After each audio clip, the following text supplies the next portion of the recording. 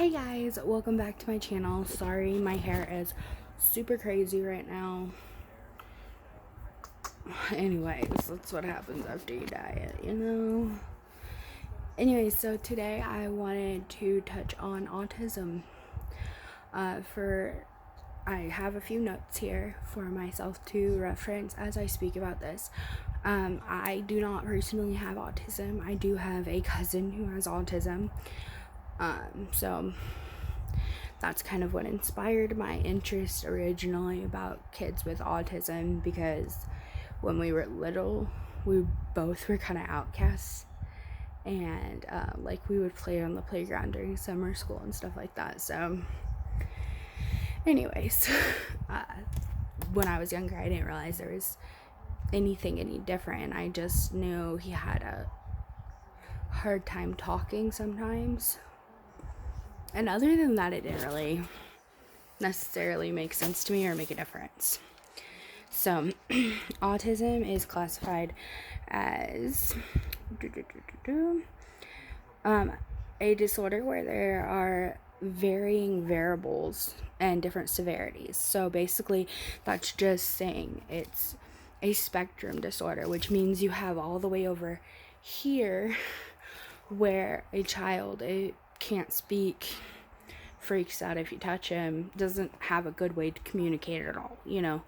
And then you have a kid who's high functioning, who can do most things, but it just seems kind of socially awkward, unable to really grasp things like sarcasm. It's really hard for them to grasp, and metaphors. They take things very literally.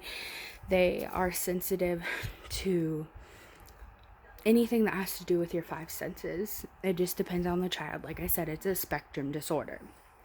So this also can lead to, though, like repetitive actions and having to do things in a certain pattern or, you know, order, however you want to word it. And then as they're doing all these things, part of the problem with autism and the reason it becomes a problem and things like that is the overstimulation. Now, when a child is overstimulated for whatever reason, they may act out violently or completely shut down. They just have a very adverse reaction. It makes them very upset. And anyways, yeah, it can be very difficult for a family, especially since a lot of the kids, as they're going through this, there wasn't any early intervention, which they're discovering is key to autism. But unfortunately, not all of them had access to early intervention programs, so they are still kind of back here with the way they deal with things instead of ahead and facing them head on. And this just limits sometimes what they can do, but other times it's just a matter of finding where their intelligence lies. Because there was one kid that I babysat for the family, and they had a kid who was excellent at piano. Like, took 2 lessons and was just following the notes. Like, as soon as he learned all the different notes, he just opened up a book and boom, like, no big deal. And then what, I don't know if you've ever seen the movie Atypical, but it shows how he's better at art, and it shows that every one of those kids in his support group have a different talent that was just kind of like, really, you can do that, you know? Because we don't think about how many things that aren't social that you can do. Like, for instance, I know my cousin who has it, he does lawn work for people. And I actually think, I don't know if he still does it, but at one point he did it for the local cemetery. And it was great for him, you know? And that's just the thing with kids with autism. You have to figure out what works for them. But you also have to make sure you're being patient. This is not an easy process or an easy thing for a family to have to deal with. You need to be there for each other and be there for them as much as you can. Give them a space that's just their own.